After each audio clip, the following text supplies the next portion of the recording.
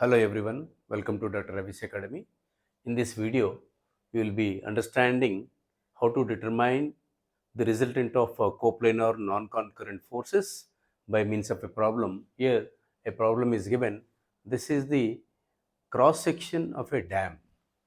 This cross section of a dam is given, and let us observe carefully the figure.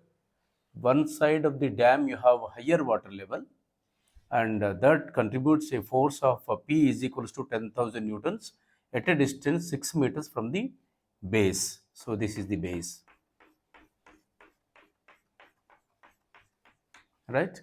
And the other side you have lower water level, that F is equals to 6,000 newtons, and this is acting at a distance from the bottom 4 meters distance, and the dead weight of this is 24,000 newtons acting downwards. The weight of this is acting downwards, and this is at a distance 7 meters from the left side, left edge. So this is the problem. That means you have three forces: 10,000, 24,000, and 6,000 acting at different locations, and this is what is exactly coplanar non-concurrent forces. He is asking, determine the resultant and the slope of the angle of the resultant, as well as where it intersects. Intersection of this with the base AB is also asking.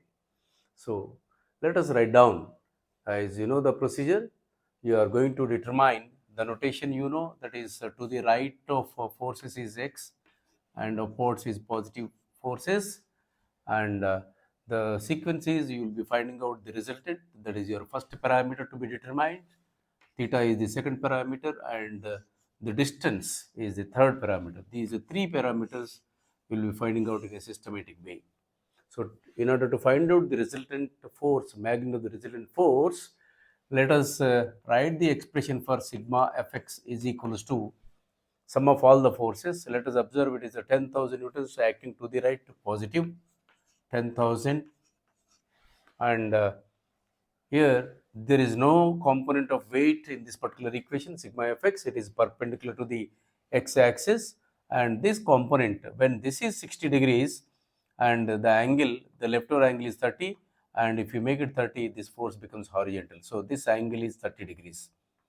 The inclination with horizontal is 30 degrees, and this component becomes cos component. So it's minus 6,000 cos 30 degrees. So these are the two forces. Third force will not come into this equation, and this magnitude you are going to get, it is 4,803.8 newtons. Sigma Fx is positive value and 4,803.8 newtons. Write down sigma Fy, sum of the forces along the y direction, vertically upwards. So here observe this 24,000 acting downwards, minus 24,000, and there is no component of P is equals to 10,000 in this particular equation, and you have the vertical component is 6,000 and acting downward, that is also minus, it's minus 6,000 sine 30. So this gives you minus 27,000 newtons. So you got both the sigma Fx and Fy. Now comfortably you can write down the expression for the resultant force, that is sigma Fx square plus sigma Fy square under root. And this magnitude is, you are going to get, it is sigma Fx 4803.8 whole square plus 27,000 whole square under root. So this value is 27,000, it is 424 newtons. Resultant magnitude is, this is the first parameter. Theta is the second value. Is theta is equals to, as you know, that tan inverse of sigma Fy divided by sigma Fx, and this value, if you substitute sigma Fy as 27,000, and graphically you can represent to determine this, it is sigma Fx is positive pointing to the right, and it is pointing to the down. This is your sigma Fx, sigma Fy, and form the parallelogram, that is rectangle, and this is the resultant, this is the theta value. So this theta value you are going to get it is 80 degrees. So this angle is 80 degrees, right? Now you have to determine the position of this. Observe carefully the diagram. You can take moment sum to determine the position of the resultant force. Either you can take moment sum about A or B. If you take about A, it becomes difficult to write the moment of 6,000 newtons. So obviously your option is B only. So you have to write down the moment sum about B. So now let us write down the moment sum about B, and your resultant is acting like this, right? This is your resultant and angle is 80 degrees. So your horizontal component is sigma fx and vertical component is sigma fy. To locate the position, sigma fx is passing through the moment center, and hardly what you have is it is sigma fy. So to determine this, you are writing the moment sum sigma mb is equals to, it is it is 4,000. Treat that it is anti-clockwise moments are positive. Your 10,000 contributes clockwise, so it is minus 10,000.